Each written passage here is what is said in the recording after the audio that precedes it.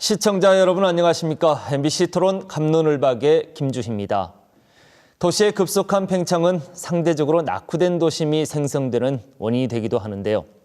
우리 사회 구조가 성장형에서 성숙형 사회로 접어들면서 구도심에 새로운 기능을 도입하고 창출하는 도시 재생 사업이 주목받고 있습니다.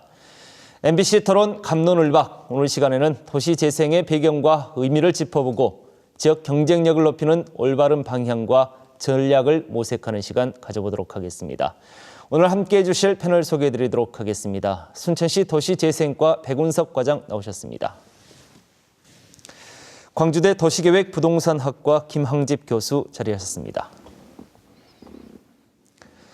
여수시 중앙동 주민자치위 서천석 전 위원장 나오셨습니다.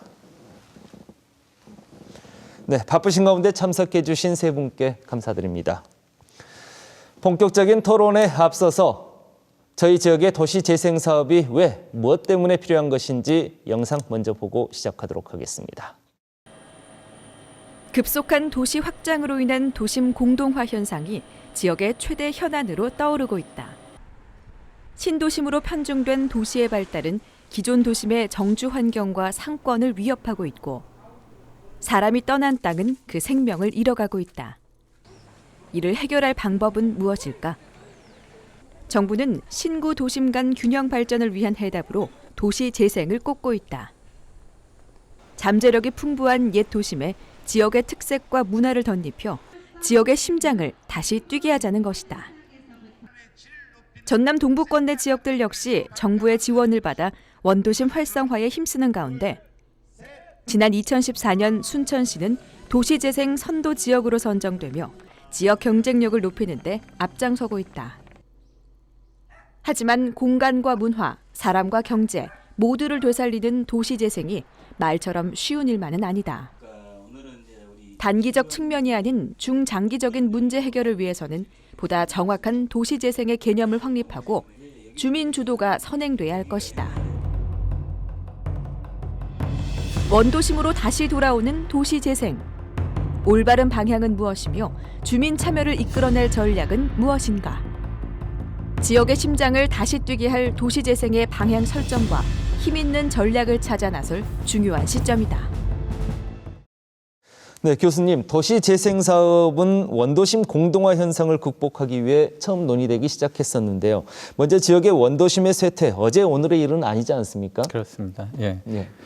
우리나라 도시개발이 아시는 대로 1960년대부터 경제개발과 함께 이제 시작이 돼서 1990년대까지 거의 대부분의 기반시설, 도시 인프라들 많이 개발이 됐고요. 신도시 개발도 사실 1990년대 후반이면 큰 것들이 다 마무리됐죠. 아마 여수시는 지금도 조금 신도시 개발들이 웅천 같은 데 진행되고 있는 걸로 알고 있습니다만 전국적으로 보면 이제 2000년대까지가 도시 개발의 개발 시기, 그다음에 2000년대 90년대 말부터 2000년대 중반까지가 이제 성숙 시기라고 할 수 있겠고 그 이후 한 21세기에 들어와서 지금 한 15년여 정도 지나면서 아시는 대로 우리나라 외환위기도 겪었고 세계 금융위기도 겪으면서 지금 여러 가지 경제적인 여러 가지 상황들이 이제 변하고 있고 그에 따라서 도시 구조도 굉장히 변화되고 있습니다. 그래서 특히 이제 2010년대 들어오면서 아시는 대로 세계 금융위기를 겪으면서 이제 도시 경제들이 상당히 침체되고 그에 따라서 이제 도시에 대한 공간 수요들도 상당히 변하게 됐죠. 또 그동안의 도시 개발이 전부 외곽 지역에 대한 신개발, 신시가지 개발, 신도시 개발에 집중하다 보니까 상대적으로 이 기성시가지나 원도심 지역에 대한 투자나 관리가 굉장히 소홀해 왔던 게 사실입니다. 그래서 이제 21세기에 들어서면서 이 중앙정부에서도 이 도시 원도심에 대한 이 도시 관리, 투자, 그다음에 기성시가지에 대한 도시 관리를 보다 종합적으로 해야 되겠다 하는 측면에서 이제 도시재생 같은 부분 전략들이 시행이 된 거고요. 아시는 대로 이제 도시 원도심 지역들이 굉장히 공폐가 더 많이 증가되고 있고 빈 건물들 또 상권이 굉장히 이제 쇠퇴하고 있죠. 인구들이 많이 빠져나가고 있습니다. 또 전반적으로 안 그래도 여수도 마찬가지지만 우리나라 전체적으로 인구가 저성장돼 가고 있고 노령화도 심해지고 있습니다. 또 1인 가구도 증가하고 있고 그럼에도 불구하고 우리 소득 수준에 걸맞지 않을 좀 빠른 속도로 주택 가격은 작년, 재작년 굉장히 상승했었고 이런 부분들이 복합적으로 작용하면서 이 도심 지역의 경제 활동이나 이런 부분들이 굉장히 침체되게 됐고 또 아시는 대로 신시가지랑 비교해 보면 상대적으로 굉장히 좀 낙후돼 있죠. 환경이나 또 이런 부분들도 기반 시설도 부족하고 주차장도 부족하고 이러다 보니까 도심 지역의 이제 매력도가 떨어지면서 도심의 어떤 유동인구라든가 경제 활동이 신시가지에 비해서 상당히 침체된 게 사실입니다. 그런 측면에서 이 전체적으로 도시개발 수요가 감소하고 하는 측면에서 이제 예전 같으면 건축 경기가 좋고 부동산 경기가 좋을 때는 그런 부분들이 재개발이나 재건축을 통해서 이제 그런 부분들을 극복을 해왔는데 아시는 대로 지금 현재 그런 경제 여건이 아니기 때문에 그런 재개발, 재건축 사업도 활발하지 못하고 중단되고 하는 측면에서 지금 도시 지역의 쇠퇴 양상이 점점 전국적으로 심화되고 있는 게 현실입니다. 예. 교수님으로부터 원도심 쇠퇴 원인에 대해서 이렇게 들어봤는데 과장님, 원도심 쇠퇴로 주민들이 겪는 어려움 구체적으로 좀 들어주시겠습니까? 앞에서 교수님께서 말씀하셨습니다마는 순천의 원도심도 예외는 아닙니다. 순천의 원도심은 1980년도 80년대에 들어서 순천 연양동과 금당지구 택지 개발이 되고 또 신도심이 조성됐습니다. 그로 인해서 원도심에 있던 공공기관들이 신도심으로 이전하게 되고 또 대형 마트들이 입점함에 따라서 90년도에 들어서 현격하게 이렇게 쇠퇴를 겪게 됩니다. 그런데 그때 대형 마트 등이 입점되면서 소비 패턴이 이렇게 변하다 보니까 골목 상권이 위축이 되고 또 원도심에 있는 재래시장이 쇠퇴하게 됩니다. 그래서 여러 가지 경제적으로, 사회적으로 어려움을 겪게 되는데요. 그 영향으로 해서 순천은 순천 원도심에 있는 백화점 등 대형 건물이 빈 건물로 이렇게 발생이 되게 되고 인구도 80년대 택지 개발을 시작하기 전 인구와 비교해서 저희들이 지금 도시 재생을 하고 있는 향동, 중앙동 일대에는 그때에 비교해서 50% 이상 인구가 감소되었습니다. 이와 함께 원도심에 있는 초등학교, 중학교도 과거에 많은 학생들로 이렇게 붐을 이루고 활성화되어 있었는데 현재 초등학교, 중학교들이 폐교를 결정했거나 또 폐교 위기에 몰리고 있는 상황입니다. 그래서 원도심의 여러 가지 이러한 영향들을 봤을 때 저희들이 도시 재생을 정책적으로 이렇게 필연적으로 실행해야 할 그런 상황에 와 있다고 생각합니다. 예. 그러면 서 위원장님, 뭐 순천과 크게 다르지는 않을 것 같다는 생각은 해봅니다만 여수의 상황은 어떻습니까? 비단 여수뿐만 아니라 아마 전국적인 현상이라고 볼 수 있습니다. 원도심의 큰 특징인 인프라와 열악함, 예를 들어 도시가스가 들어오지 못한 점, 주차시설 부족 등으로 주 기능이 쇠퇴되어 원도심 공동화 현상이 발생했습니다. 더불어 상업시설, 업무시설 등이 신도심으로 이전되어 공동화 더욱더 심화되었습니다. 이에 따라 활기찼던 원도심의 과거의 영광은 먼 옛날의 이야기처럼 느껴지고 있는 상황입니다. 예, 이렇게 두 분 말씀 또 들어봤는데요. 뭐 이렇게 문제점들을 해결하기 위해서 중앙정부에서는 도시재생 사업을 꾸준히 추진을 하고 있지 않습니까? 그런데 최근 들어서 패러다임의 변화가 좀 있었다는 말을 들었어요. 뭐 관주도에서 주민주도형으로 이렇게 바뀌었다고 하는데 교수님 어떻습니까? 네, 맞습니다. 아시는 대로 도시재생을 이제 좀 더 전국적으로 추진하고 활성화하기 위해서 지난 2014년에 도시재생 지원 및 도시재생 활성화 및 지원에 관한 특별법이 이제 국회에서 통과가 돼서 작년부터 이제 본격적으로 시행이 되고 있습니다. 근데 도시의 이제 개발 또 성장, 성숙 또 쇠퇴 이런 단계에서 보면 사실은 뭐 이 도시 재생은 지속적으로 추진이 돼야 되는데 우리나라 같은 경우에는 말씀드린 대로 70년대, 80년대, 90년대 계속 성장기를 거쳤기 때문에 이 재생보다는 신개발이나 신도시 개발 쪽에 초점을 맞춘 게 사실입니다. 근데 그런 와중에서도 이제 수도권이나 광주나 이런 광역시들 중심으로 해서는 이 상업지역이나 원도심에 대한 재개발 수요들이 상당히 있었죠. 그래서 노후한 건물들을 철거하고 다시 건물 거기에 신축하는 그런 재개발 사업들이 그동안 붐을 이루었었는데 재개발이라는 거는 아시는 대로 이제 건물만 다루는 거죠. 그래서 노후한 건물들을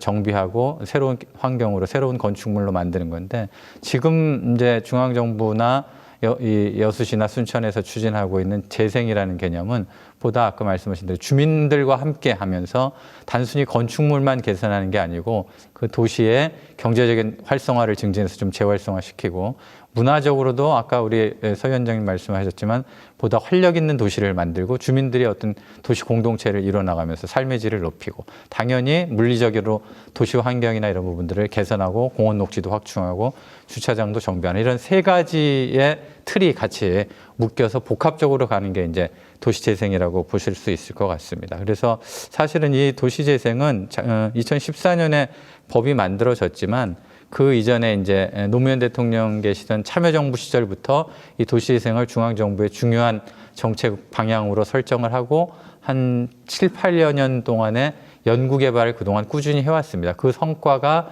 2013년도에 이제 도시재생 특별법으로 만들어졌던 것이고 14년도에 이제 발효가 되면서 그 도시재생 선도 지역을 지정하게 됐죠. 그래서 이제 우리 백 과장님 나오셨지만 순천시가 그런 성과를 바탕으로 해서 도시재생 선도 지역이 전국에 이제 13개소 중에 하나로 지정이 돼서 추진이 되고 있습니다. 그래서 이 지금의 도시재생이라는 것은 단순히 물리적 환경만 개선하는 게 아니고 말씀드린 대로 경제적인 재생을 통해서 도시경제를 다시 활성화시키고 그다음에 문화 사회적인 재생을 통해서 주민들의 삶의 질을 향상시키면서 그거를 바탕으로 해서 이 도시 환경을 물리적으로 개선하는 이런 종합적인 개념의 전환이 이루어져서 지금 도시재생 정책이 추진된다고 볼 수 있겠습니다.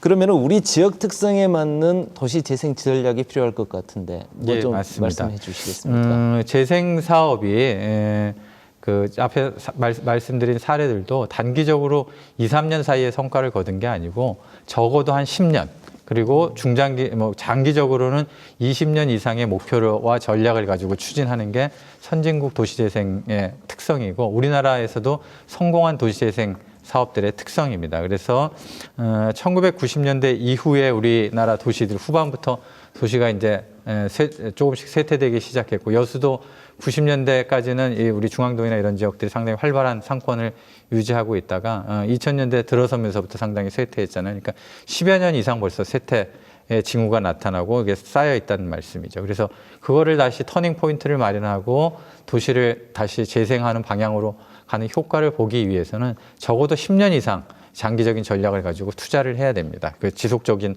사업을 해야 되고요. 그래서 선진국의 경우에는 사실은 재생을 하기 위해서 1960년대 말부터 그 이제 도시 쇠퇴가 많이 발생했기 때문에 그 미국 동부에 가면 볼티모어라는 도시가 있습니다. 이제 항구 도시로 유명하고 산업 도시였는데 거기가 아마 도시 재생의 거의 최초 사례인 걸로 학문적으로 나와 있고 거기에 여수처럼 항구 도시이기 때문에 이 이너하버 내항 지역들이 산업단지였고 굉장히 노후한 창고 이런 것들이 밀집하면서 쇠퇴되고 범죄 뭐 여러 가지 문제점들이 많이 생긴 거죠. 거기를 한 10여 년에 걸쳐서 집중적으로 개발해서 지금 가서 보시면 굉장히 문화적으로 이 활성화가 돼 있고 오피스 단지들이 만들어져 있고 도시의 전략 산업들 단지들이 만들어져서 이제 재생에 성공한 그런 여러 가지 사례들이 있습니다. 뭐 간단한 논리로 생각을 해보면은 이제 원도심을 개발하기 위해서 재생을 하기 위해서 이제 신도심 개발을 좀 지향하면 어떨까라는 그런 부분들도 이야기를 해볼 수 있을 것 같은데 거기에 대해서 어떻게 보십니까? 이게 도시재생이라는 이 전략이 이 도시계획의 전체적인 측면에서 같이 고려가 돼야 됩니다. 그래서 우리가 그거를 흔히 도시 성장 관리라고 이제 말하는데요. 우리 도시가 이제 경제적인 측면이 상당히 성숙 단계로 들어가기 때문에 과거처럼 이렇게 팽창적으로 외곽 지역으로 나가는 수요들은 상당히 이제 조금 줄어들었습니다. 그렇기 때문에 외곽 지역에 대한 개발을 어느 정도 관리를 하면서 그 개발의 힘을 이 도심 지역으로 모으는 거죠. 그래서 성장 관리를 통해서 외곽 지역은 어느 정도 보존을 좀 하고 관리를 하면서 그 수요를 도시 내부로 끌어들이게 되면 지금처럼 도시 내부에 여러 가지 재건축, 재개발, 재생 사업에 수요가 없어서 개발을 못한 이런 사태들은 막을 수 있고요. 그런 것들을 통해서 재생의 효과를 더 증진시키고 또 도시재생 사업의 파급 효과를 이 중심에다 모아주는 이런 부분들의 방법론이 많이 활용되고 있습니다. 그럼 관광도 거기 도시 재생하고 이렇게 접목을 시킬 수 있는 부분입니다. 예, 물론입니다. 그래서 이 도시재생이 아까 말씀드린 단순히 건축물만 새로 만드는 부분들이 아니고 경제적인 활성화를 도모하는 게 중요한 전략이라고 말씀드렸잖아요. 그렇다면 그 지역의 전략산업, 뭐 여수 같은 경우 이제 수산업이라든가 또 화학산업이 제조업이라든가 플러스 3차 산업으로서 관광산업 같은 것들을 잘 묶어서 이제는 인구가 더 자연 증가가 되지 않기 때문에 유동인구를 많이 늘리고 관광객들을 많이 불러들이는 전략이 상당히 중요한 거죠. 그래서 여수시는 뭐 아시는 대로 작년에 여수를 방문한 관광객이 한 1,300만 정도 돌파하지 않았습니까? 근데 문제가 이게 주요 관광지들만 가고 도심 지역으로 들어오지 않는다는 거죠. 그래서 이 도심 지역의 매력도를 증진시키고 환경을 개선시키고 문화적으로 활성화시키게 되면 관광지를 보러 오신 관광객들이 여수의 중심지 원도심에도 들어오셔서 여러 가지 그 소비 활동도 하게 되고 문화적인 향유도 하게 되면서 이 도심 전체가 활성화되는 거죠. 그런 전략들이 선진국 도시재생에서 광범위하게 쓰여진 전략이라고 보실 수 있겠습니다. 예, 그렇군요. 그러면 순천시는 전남 동부권 내에서 도시재생 선도 지역으로 지금 평가를 받고 있지 않습니까? 현재 진행 중인 도시재생의 방향에 대해서 좀 구체적으로 설명 들어보겠습니다. 네. 순천시는 지난 2014년도에 전국 13개의 선도 지역에서 선정됐습니다. 그래서 저희는 이 원도심 도시재생을 하나의 순천의 르네상스라고 이렇게 표현을 하고 있습니다. 도시재생은 기존의 이렇게 양적 팽창이라든가 성장 위주의 도시 개발적 측면에서 벗어나서 도시의 자원을 활용해서 앞으로 도시가 지속 가능한 선순환 구조를 만든다고 볼 때 순천시의 도시재생 방향은 우선 옳게 가고 있다 이렇게 저희들은 판단하고 있습니다. 순천의 원도심은 과거에 순천 도부가 있던 시대부터 근현대까지 역사 문화와 경제의 중심 지역 역할을 해왔었습니다. 근데 아직도 순천 원도심에는 100년 전의 골목길이 그대로 살아있고요. 그 다음에 근대 교육의 양대 축인 순천 향교와 그리고 매산 등의 선교 역사 유적지를 축으로 해가지고 문화의 거리와 그리고 패션의 거리가 이렇게 형성이 되어 있습니다. 그리고 도심 내에 생태하천인 옥천이 흐르고 있고요. 이런 자원들이 굉장히 다른 도시에서 볼 수 없는 매력적인 공간으로 이렇게 남아 있습니다. 그래서 저희 시는 잘 아시다시피 순천만과 순천만 국가정원에 연간 500만 명 이상의 관광객이 찾아오고 있습니다. 그래서 500만 명 이상의 관광객을 어떻게 하면 원도심으로 이렇게 끌어모아서 경제를 활성화시키고 주민들이 잘 살게 할 수 있을까 이런 방법을 굉장히 고민하고 있습니다. 그런 차원에서 원도심은 앞에서 말씀드렸던 역사 문화의 콘텐츠와 그리고 스토리를 잘 접목해 가지고 관광객들이 도심으로 들어와서 즐기고 먹고 쉬었다 갈 수 있도록 지역 경제 활성화하는 새로운 동력을 만들어내는 게 하나가 목표가 되겠고요. 또 하나는 순천의 원도심은 지리적으로 아주 좋은 기운을 가지고 있는 장점을 살려서 시민들이 더 살기 좋은 정주 공간으로 개선하려고 합니다. 또 한편으로는 이 원도심 도시 재생과 함께 도시의 균형 발전을 위해서 저희들은 지난해부터 신도심 공동체 프로그램을 이렇게 운영을 하고 있습니다. 공동체 프로그램은 앞으로 신도심도 영원히 신도심일 수 없다 이런 생각이 들어서 아파트가 공동화되는 것을 미리 대비하고 또 공동체에서 주민들이 함께 사는 그런 방법을 서로 모색해보자는 그런 취지에서 공동체 프로그램을 운영하고 있는데 우수한 프로그램 단체에 인센티브 사업비를 지원해서 이렇게 하고 있습니다. 지난해 아주 주민들의 호응이 컸고 그래서 올해 2년차 사업을 하고 있는데 더 확대해서 전 도시 아파트, 도심의 아파트로 이렇게 확대해서 추진하고 있습니다. 예. 순천시가 이렇게 도시 재생에 대해서 다양한 전략을 가지고 이렇게 사업을 추진하고 있는데 교수님 어떻게 평가하십니까? 아시는 대로 순천시는 이제 시민 참여의 뿌리가 상당히 깊죠. 그래서 2000년대 초반부터 시민 참여 사업들을 통해서 여러 가지 시정 사업들도 발굴하시고 역시 이번에 도시재생 사업도 시민 참여로 추진하고 있는 것은 아주 긍정적이라고 보여집니다. 그래서 지금 순천이 추진하고 있는 근린재생형 도시재생 사업에 이 기본은 이 주민 참여이기 때문에 그런 측면에서 순천은 상당히 잘하고 계시다고 말씀드릴 수가 있겠고요. 다만 조금 아쉬운 점은 이제 말씀드린 대로 이 도시재생이라는 부분이 상당히 전략적인 성격이 강하고 경제적인 활성화가 상당히 중요합니다. 주민 참여와 경제적인 활성화 상당히 중요한 두 축 중에 하나인데 그러기 위해서는 순천이 이제 갖고 있는 자원들을 잘 활용해서 도시 전체적인 파급 효과가 좀 큰 이런 전략적인 재생 사업을 추진할 필요가 조금 있다고 보여지는데 예를 들면 이제 순천의 이제 그 KTX 역세권을 중심으로 해서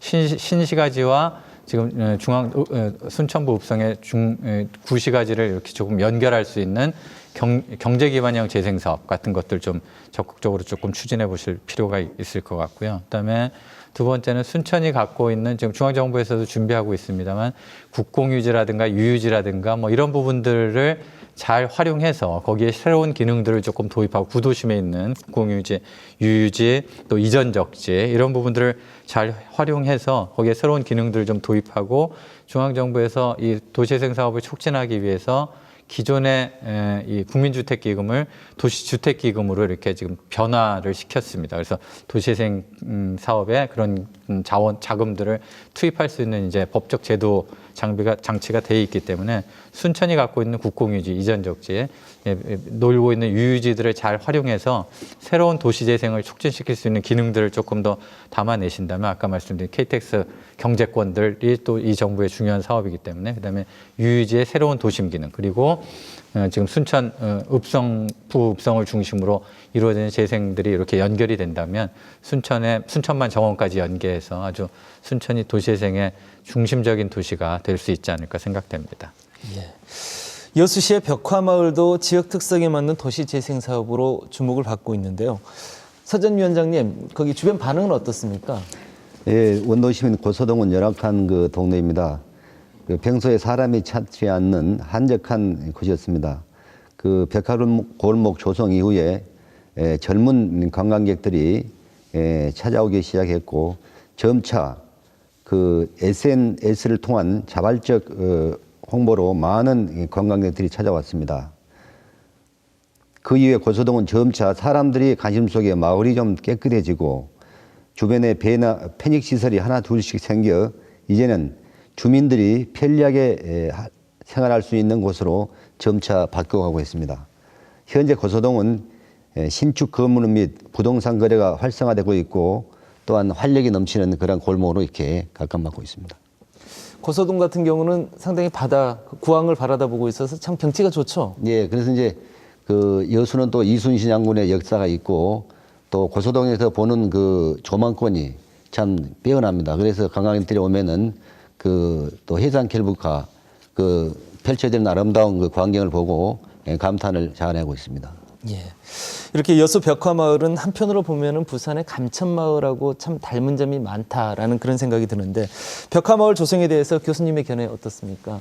벽화마을 적극적으로 찬성입니다. 아시는 대로 이 벽화를 통해서 전국적으로 유명해진 게 여수 이제 고서동도 있고 우리나라에서는 제일 처음이 이제 통영의 동피랑 마을이었죠. 그래서 주민들과 예술가들과 지역의 대학생들이 같이 참여해서 이 노후한 주거 지역들의 이제 문화를 그림을 통해서 지역의 활기를 불어넣고 우리 위원장님 말씀하신 대로 관광객들이 많이 오게 되니까 이제 지역도 정비가 되고 주민들이 이제 뭐 카페라든가 이런 것들을 운영하면서 관광의 명물이 됐는데요.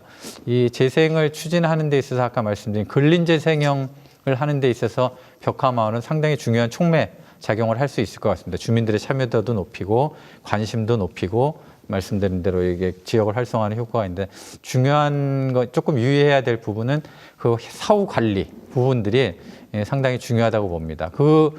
이 고서동 이후에 또 동피랑 마을 이후에 전국적으로 사실은 벽화 마을들이 굉장히 유행처럼 번졌는데 그냥 그릴 때만 관심을 갖고 저거 하다가 1년 지나고 2년 지나서 아무도 관리를 안 하게 되면 이게 오히려 굉장히 흉물화 되는 경향들이 많이 있거든요. 그래서 시에서 이런 부분들을 지속적으로 관리할 수 있도록 주민들의 이렇게 협의체라든가 조직체를 만들어주고 마을 만들기 같은 형태들과 같이 병행을 한다 그러면 이 벽화마을은 상당히 좋은 이 근린재생형의 중요한 사업이라고 여겨지고요. 말씀드린 대로 그런 거를 통해서 마을 문화를 조금 더 육성을 하고 이 도시재생 전반적인 사업에 대한 주민들의 관심들을 불러들여서 행정과 주민이 같이 공감대를 가질 수 있는 재생 사업의 매개체로서 간다고 그러면 아주 좋은 사업이라고 생각이 됩니다. 예.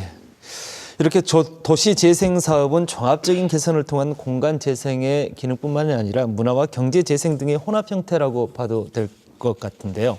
사업 추진에 있어서 종합적인 체계적인 구성이 필요할 것 같습니다. 순천에서는 어떻게 준비하고 계시는지 궁금한데요. 순천시에서는 2014년 국토부에서 선정한 도시재생 선도 사업을 마중물 사업으로 해가지고 문화체육국 관광부의 순천 부읍성 관광 자원화 사업을 추가로 이렇게 공모 사업에 선정이 됐습니다. 그리고 주변에 청수골 취약지역 개조 사업인 샛들마을 사업과 또 중앙시장을 주변으로 해서 상권 활성화 사업이 동시에 추진이 되고 있습니다. 각 부처 사업을 저희들은 연계해 가지고 파급 효과가 클 수 있는 종합적 재생을 추진하고 있습니다. 그런데 도시 재생은 하드웨어적인 공간 개선보다는 사람과 시스템이 더 중요하다고 저희들은 보고 있습니다. 그래서 행정과 전문가 그리고 주민들이 함께 참여하는 종합적인 시스템을 구축하고 있고 도시재생 선도 사업 이후에 선정 이후에 도시재생 지원센터를 설치해서 운영하고 있습니다. 거기에는 지금 순천대학교 교수님이 센터장으로 활동하고 있으면서 밑에 사무국장과 사무국 직원 그리고 각 분야별로 4명의 코디네이터가 이렇게 활동하고 있습니다. 또 한편으로는 도시재생 교육을 통해서 발굴된 주민들이 자발적으로 도시재생 지원 주민기구를 설치해가지고 천가지로라는 마을 신문을 스스로 제작해서 주민들한테 배포하고 있고 이런 자발적인 활동이 이루어짐과 동시에 향동, 중앙동 전체 자생단체와 통장들, 대표들이 최근에 총괄협의체를 구성을 했습니다. 그래서 전 주민이 도시재생에 관심을 갖고 총괄적으로 참여하는 그런 시스템을 운영하고 있고요.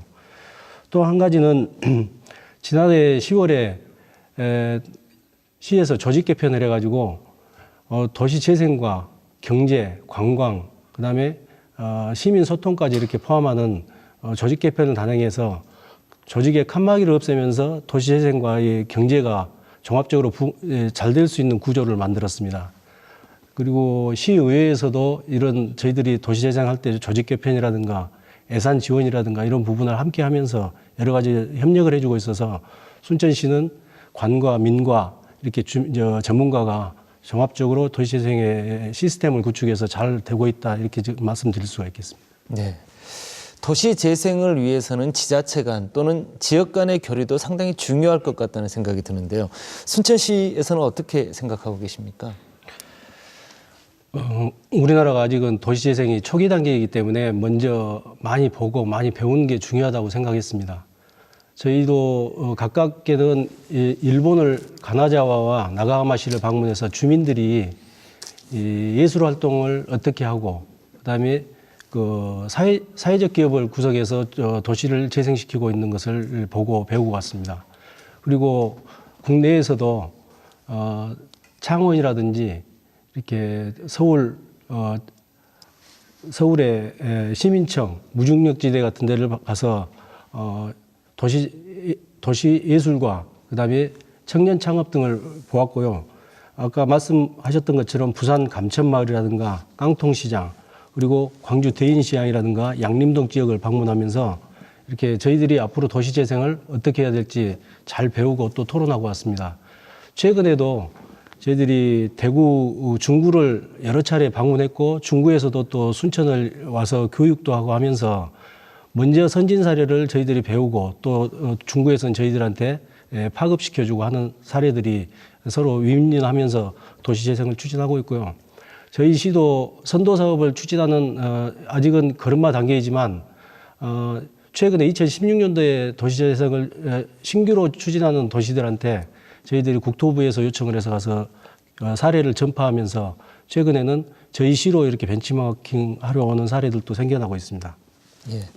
방금 말씀 중에 일본 사례 잠깐 언급을 해주셨는데 조금 자세히 물어봐도 되겠습니까? 네. 예. 저희가 일본 가나자와시를 가서는 우선은 미술관과 그 예술 활동을 중점적으로 봤었습니다. 순천시에서도 이와 같은 분야에 굉장히 관심이 있고 또 도시 재생이 단순히 시설 개선과 이런 분야만 하는 게 아니기 때문에 순천은 지금 문화의 거리와 예술 창작촌 등을 준비를 하고 있습니다. 그래서 이런 사례들을 배우러 갔는데 주민들이 그 아주 생활 속에서 예술 활동을 하는 것을 저희들은 가나자와에서 아주 감명 깊게 봤습니다. 예를 들어서 주부들이 애를 안고 와가지고 현장에서 예술 활동을 하면서 또 주변에서는 그 봉사 활동으로 애를 봐주고 이런 생활 속의 예술 활동을 한 거를 보면서 저희들도 굉장히 아직은 저희들이 거기까지는 못 따라가고 있지만 언젠가 저희들이 그렇게 도시가 저런 방향으로 가야 되겠다 하는 생각과 그리고 나가마시에서는 주민들이 그 사회적 기업을 유리공예를 나가마가 아주 옛날에는 성행했던 도시였는데요. 순천의 원도심이라든가 여타 도시 원도심처럼 인구가 아주 많이 감소해서 도시가 쇠퇴한 지역이었습니다. 근데 유리공예를 주민들이 이렇게 도시를 살리는 것 하나의 매개체로 삼아가지고 사회적 기업을 부흥했는데 사회적 기업 연합회가 생겨나면서 도시가 새로 이렇게 아주 번창해가고 인구가 급증하는 것을 보고 왔습니다. 그래서 아까 말씀하신 것처럼 도시 재생은 한 가지 방법보다는 여러 가지 주민들의 사회적 기업의 참여라든가 저희들이 문화예술 활동이라든가 또 공간적 재생이라든가 이런 것이 종합적으로 이루어졌을 때 재생이 된다 이렇게 생각하고 있습니다. 예. 그럼 순천시도 도시재생 아이디어 공모를 지역을 넘어서 전국적으로 실시한 적이 있었던 것으로 알고 있는데 효과가 어땠습니까? 도시재생은 주민과 함께 한다는 의미에서 아주 중요하다고 생각합니다. 지난해 저희는 주민 공모 사업을 3차례를 했습니다. 기획 공모도 했었고 일반 공모도 했었고 그리고 이 주민들 공모 사업과는 별개로 또 지역에 있는 순천대학교 학생들이 도시 재생 구역을 연구 발표회를 하면서 참여를 했었습니다. 또 이와는 별도로 전국 아이디어 공모를 지난해 10월 달에 했는데 총 67건이 접수가 돼가지고 울산 과학기술대회에서 최우수상을 받았는데요. 그 다양한 계층과 연령들이 참여하면서 젊은이의 시각으로 또 전문가의 시각으로 순천의 원도심과 관광 활성화에 대해서 이렇게 바라보는 시각이 굉장히 저희들이 도움이 많이 됐었습니다. 이 내용 중에서는 지금 저희 지역 출신 김승옥 작가의 문화거리 조성이라든가 매산등이나 향교를 이용한 테마거리 조성 그리고 부읍성 옛날 지도를 활용해서 풍경을 상품화해서 현재 저희들이 활용하고 있습니다.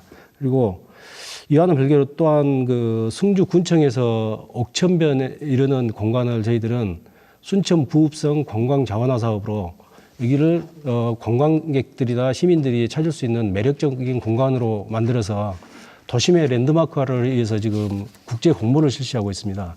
국제 공모는 지금 현재 2월 22일 날 오픈을 했는데 6월까지 마무리될 계획입니다. 그래서 저희들은 이 주민들뿐만이 아니라 전국 공모 그리고 국제 공모를 통해서 저희들의 아이디어를 뒷받침하고 있습니다. 예. 이렇게 순천의 사례를 중심으로 해서 들어봤는데요. 도시 재생의 상승 효과를 극대화시키기 위해서는 지자체 간의 지역 교류가 굉장히 중요할 것 같다는 생각해 보거든요.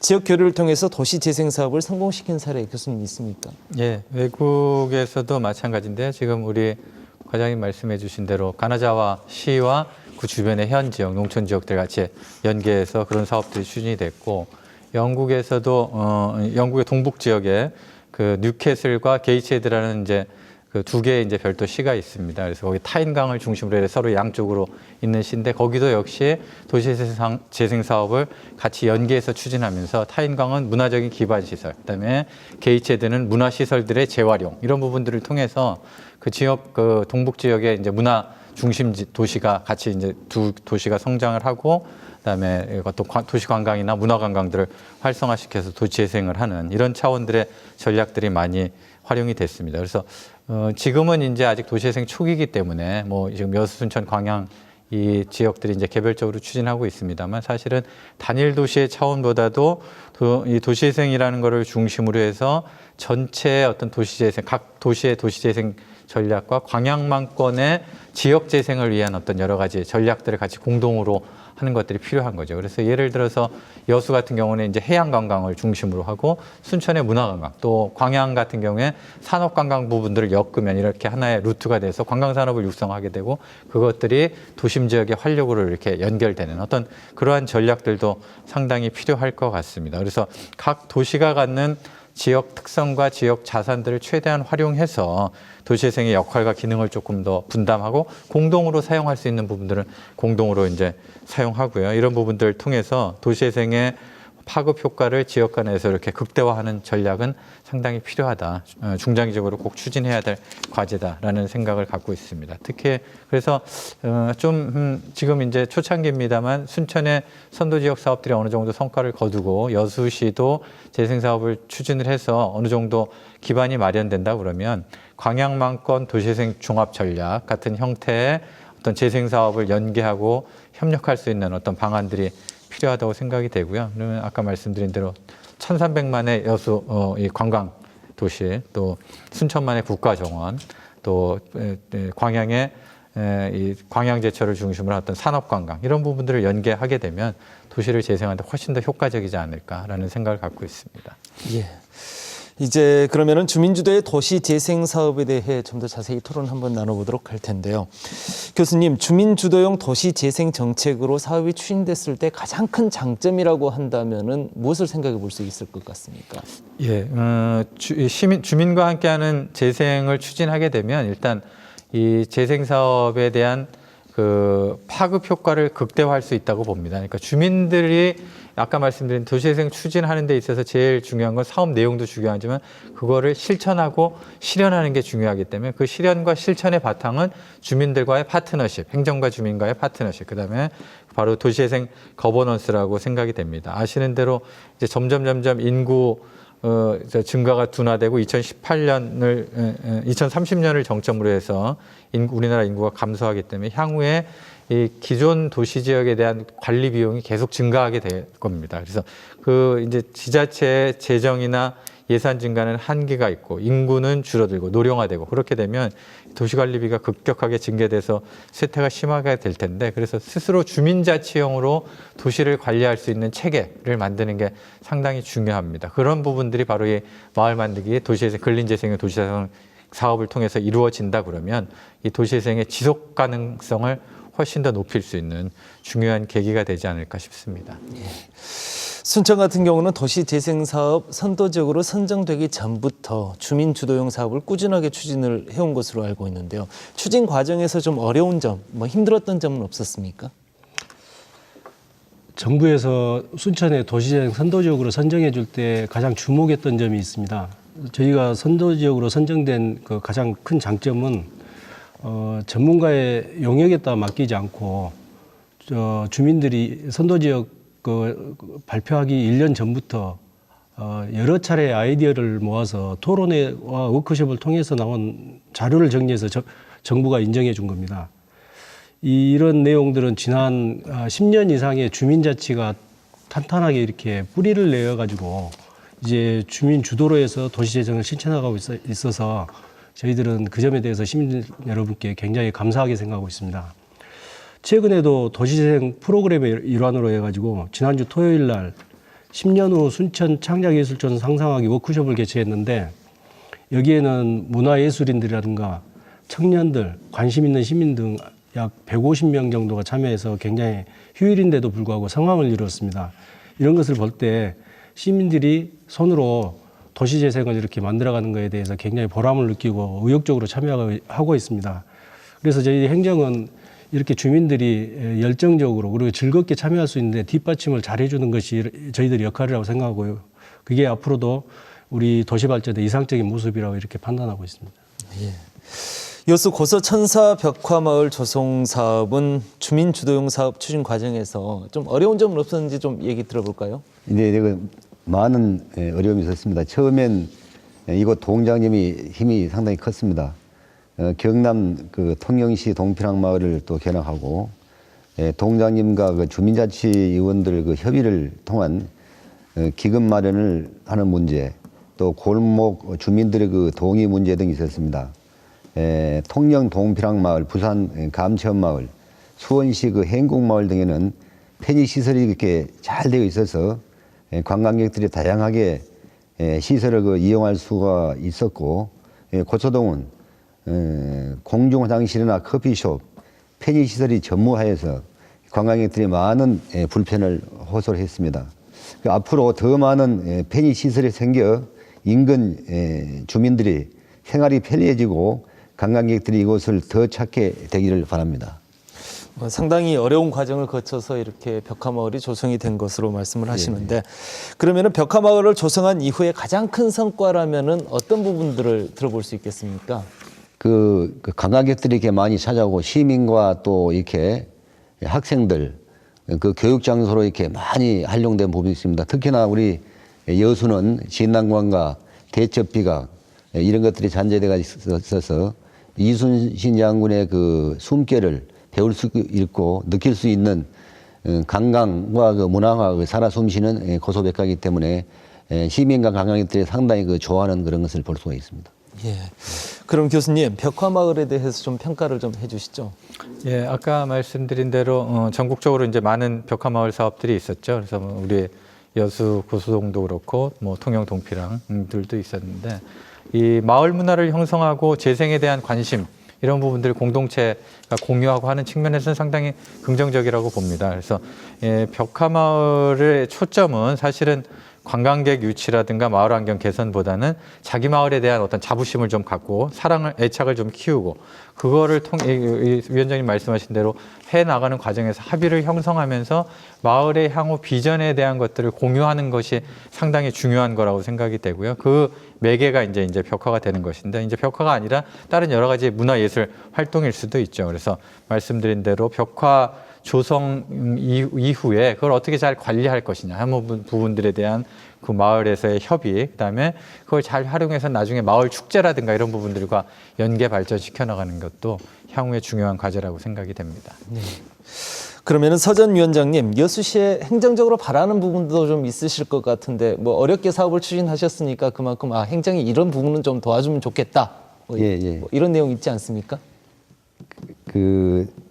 주민의 그 자발적으로 이렇게 그 벽화마을을 그 발전시키는 한계성이 분명히 있습니다. 현재 그 벽화마을 골목에 빈집이라든가 흉가들이 이렇게 많이 있어요.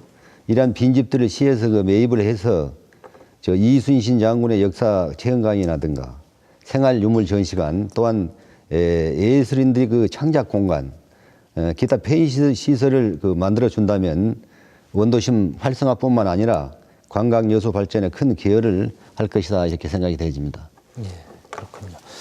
최근 여수시는 주민 참여를 이끌어내기 위한 도시재생사업 자체 공모를 실시하고 있습니다. 하지만 일부에서는 도시재생사업을 좀 더 큰 시각에서 바라봐야 되지 않겠냐라는 지적들도 하고 있거든요. 교수님 어떻게 보십니까? 앞에서 말씀드린 대로 이 도시재생이 두 축이 있죠. 하나는 주민들과 같이 함께 만들어가는 근린재생, 그다음에 도시 전체에 대한 어떤 전략 사업들을 발굴하고 경제적 파급 효과가 큰 경제기반형 재생사업, 이 두 가지를 뭐 어느 하나 포기할 수 없이 사실은 두 개 같이 추진해 나가야 되는데, 아까 말씀드린 재생사업은 공동체의 의식을 형성하고 행정과 이 주민들이 같이 공감대를 형성하는 측면에서 이 마을 만들기형 공동체 사업은 중요하다고 봅니다. 그런 측면에서 뭐 바람직하다고 보고요. 다만 거기에만 매진하는 것은 좀 부족하고, 말씀드린 대로 이 근린재생 사업을 기반으로 해서 이 사업 규모를 조금 더 확대하고 이 중심시가지, 그다음에 지역의 도시의 새로운 경쟁력을 더 강화하고 산업들을 발굴하는 경제기반형 산업, 또 중심시가지 활성화 재생사업, 이런 부분들을 같이 병행해 나가야 되기 때문에 여수시가 지금 수립하고 있는 도시재생 전략계획을 잘 마무리해서 그 부분을 바탕으로 장기적으로 이렇게 지속적으로 꾸려나가는 것이 중요하다고 생각합니다.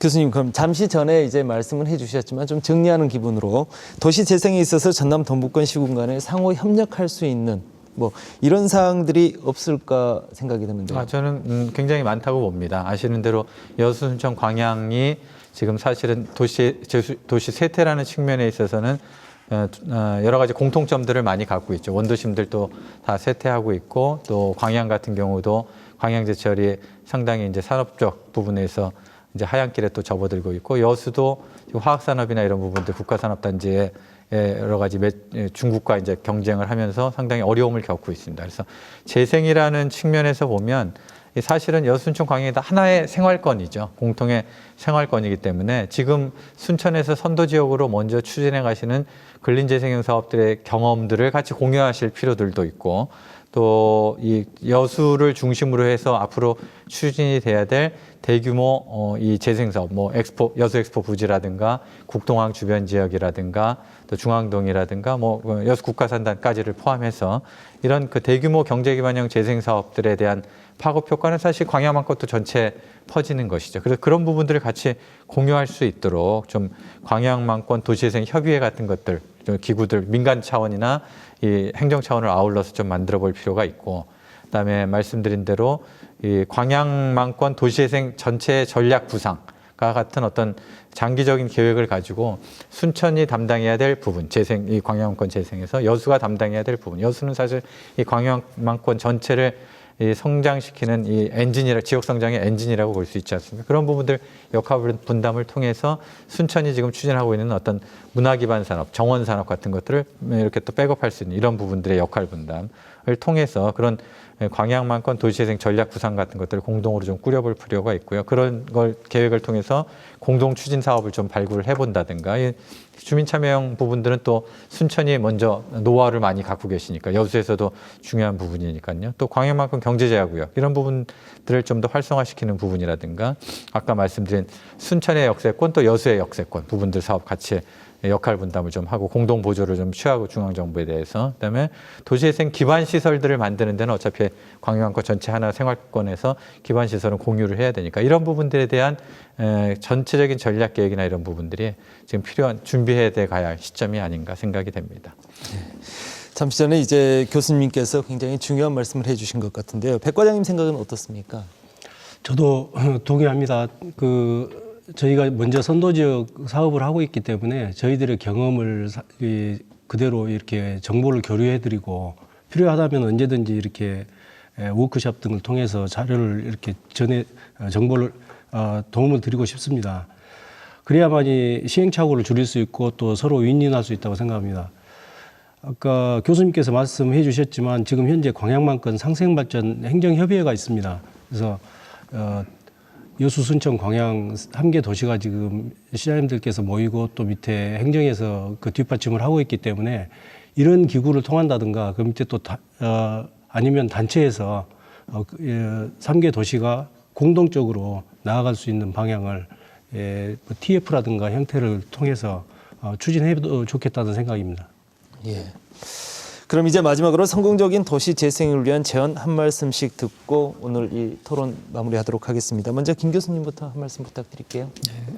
도시 재생은 뭐 2년, 3년 이렇게 단기적으로 해서 어떤 성과를 볼 수 있는 사업이 아닙니다. 그래서 아까 말씀드린 대로 도시가 쇠퇴된 게 10년, 15년 이렇게 장기간에 걸쳐서 쇠퇴가 되기 때문에 도시 재생도 마찬가지 터닝 포인트를 만들기 위해서는 10년, 15년의 장기적인 전략을 갖는 것이 반드시 필수적이다. 그런 측면에서 이 도시 재생 전략 계획을 수립하고 그걸 꾸준히 지속적으로 실현해 나가는 것이 굉장히 중요한데, 그동안에 지금 순천은 선도 지역으로 지정이 돼서 사업을 추진하고 있지만 여수시는 아직 그 중앙정부에서 그런 지정을 못 받은 게 사실은 조금 안타깝습니다만, 그 중앙정부에서 지원해주는 단순히 사업비 100억, 150억을 받아오는 것 자체가 재생의 목적이 아니고 도시를 말씀드린 대로 이 쇠퇴해가는 부분들을 다시 경쟁력을 강화하고 살기 좋은 도시로 만들어가는 것이 궁극적인 목표잖아요. 그렇다고 그러면 사업비는 뭐 언제든지 내년에도 또 이제 사업 신청해서 받아오면 되니까 그런 부분들을 추진하기 위한 도시재생 전략계획은 반드시 필요하다. 지금 여수시에서 수립하고 있습니다만 지금 전략계획 사업을 지금 못 따왔으니까 재생이 필요 없는 거 아니냐. 일각에서 이런 말씀들을 하신 데는 굉장히 단견이라고 보여지고요. 어차피 2030년 향후에 인구가 줄어들 그런 시점까지를 고려를 해서 장기적인 전략을 반드시 수립을 해서 추진하시는 것이 반드시 필요하다고 보고요. 그 추진해가는 과정에 있어서는 순천시와 같이 근린재생을 통해서 주민들과 시민들과 같이 이 도시재생에 대한 공감대와 공동체 의식을 가지고 신뢰를 가지고 거버넌스를 형성하는 게 하나 축, 또 말씀드린 대로 여수 엑스포 단지, 또 KTX, 국동항 이런 내양 여수가 가지고 있는 이 바다 자원, 해양 자원을 잘 활용해서 재생 사업을 지속적으로 할 수 있는 경제 기반형 재생 사업, 중심시가형 재생 사업을 지속적으로 추진해 나가는 축이 또 하나. 그 과정에서 이제 국비 지원을 향후에 이제 지원받으면 되는 거죠. 그래서 그런 측면을 통해서 도시 재생 사업이 이제는 도시 개발의 트렌드가 도시 재생으로 선진국을 중심으로 해서도 다 전환돼 있기 때문에 외곽을 개발하는 게 아니고 내부를 다시 개발을 해서 도시의 경쟁력과 활력을 찾고 시민들이 사는 지역들을 삶의 질을 높여주는 부분들이 재생 사업의 목표이기 때문에 그런 사업을 지속적으로 추진해가는 것이 중요한 것이 아닌가 생각합니다. 예. 백 과장님 말씀 들어볼까요? 저희가 도시재생 사업을 하면서 순천의 원도심을 살릴 수 있는 도시재생이 마지막 기회일지도 모른다, 이런 농담 반 진담 반의 의견을 이렇게 많이 듣습니다. 그럴 때마다 저희들은 반드시 성공해야 된다는 어떤 다짐을 하기도 하고 또 많은 부담을 느끼기도 하고 그렇습니다. 현재 순천만과 순천만 정원에 연간 500만 명 이상이 오는 이 관람객을 어떻게 하면 도심으로 올 수 있게 할 수 있을까? 그리고 정주 환경을 어떻게 더 쾌적하게 하고 시민들이 잘 살 수 있는 도시를 만들까 하는 것이 순천 현재 도심 재생의 기본 목표라고 볼 수 있습니다. 현재 조금 더디게 가더라도 시민들이 이렇게 같이 하고 계시니까 반드시 저희들은 성공할 거라 그렇게 확신하고 있습니다. 끝까지 시민 여러분께서 참여해 주시고 지원해 주시면 감사하겠습니다. 네. 마지막으로 서 전 위원장님 말씀 들어보겠습니다. 예, 명의는 죽음에 처해 있는 사람을 그걸 살리는 게 그 뜻이 있고요. 그 외에 그 사람들의 가족들, 그리고 그 사람들, 주변 사람들 모두를 살리는 것이라 생각이 됩니다. 도시재생 또한 죽었던 도시 기능을 살려서 가까이 있는 지역 주민의 삶을 고양시키고 멀게는 지역 전체를 발전시키는 역할을 할 것이라 믿습니다. 앞으로 도시 재생을 위한 주민과 관이 적극 협의할 수 있는 협의체가 구성되기를 바라고 도시 재생으로 지역 전체 시민이 행복한 삶을 살 수 있게 되기를 진심으로 바랍니다. 네. MBC 토론 갑론을박, 오늘은 우리 지역 도시 재생 사업의 방향과 전략을 짚어보는 시간 가져봤습니다. 노후화로 공동화되는 도시 속에도 나름대로의 숨겨진 가치와 매력은 있습니다. 잠재력 있는 도심을 보듬어 다시 생명력을 불어넣는 것, 지역과 지역민들이 함께 고민해야 할 중요한 과제인 것 같습니다. MBC 토론 갑론을박, 오늘 순서 여기서 모두 마칩니다. 시청해주신 여러분 고맙습니다.